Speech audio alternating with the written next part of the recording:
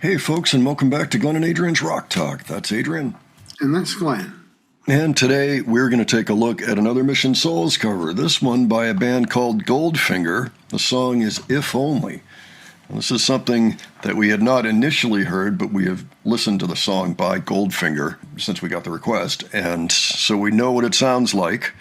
So I'm looking forward to hearing Mission Souls do this one. It's actually yet another genre that we haven't really heard from Mission Souls before, along the lines of kind of a punk pop band, very similar to Green Day to my ears. In fact, it looks like the band itself got started in 1994, and of course Dookie came out in February of 1994, and I think probably launched a lot of bands because that was a big album, and it sort of launched that subgenre of kind of a punk pop, more acceptable than the punk from the 80s, and might actually make it on the radio. So it sounds like a good song to me, and has some energy to it.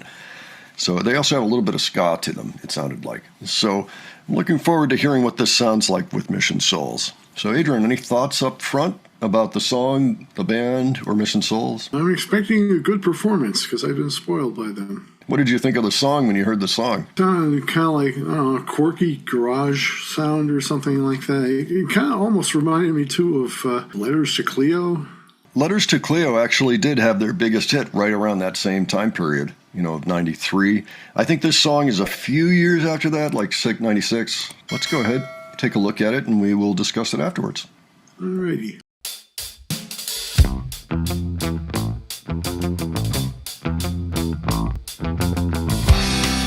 If only I was taller, if I had $1 million, maybe then you'd be with me. If only I was 18 and had the courage of the 18, maybe then you'd be with me.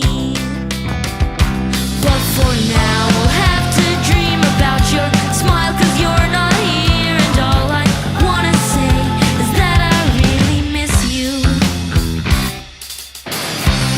If I could surf a little better, if I had some nerve sweater, maybe then you'd be with me. If only I had more time, if I had Magness's hairline, then you'd wanna be with me. But for now, I'll have to dream about your smile, 'cause you're not here, and all I wanna say is that I really miss you.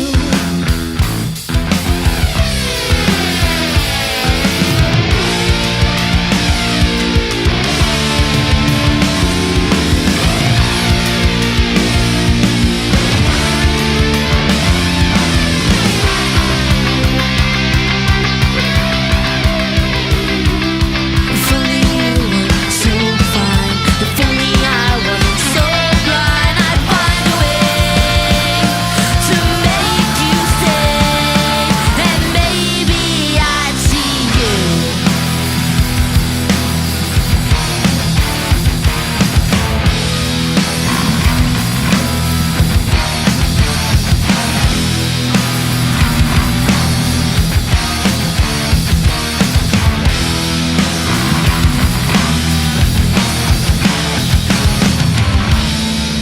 If I woke up with all these things, would it even change your feelings? None of that is even me. But for now, I'll have to wait another week to see your face, and all I wanna say is that I really miss you. Yes, we did! Yeah, we did!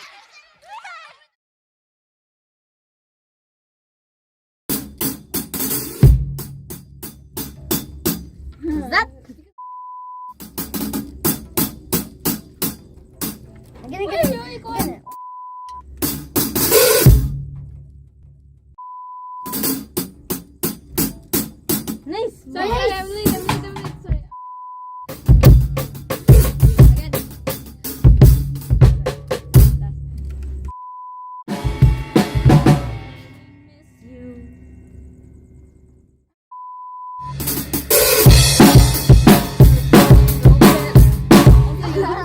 Sabi, oy.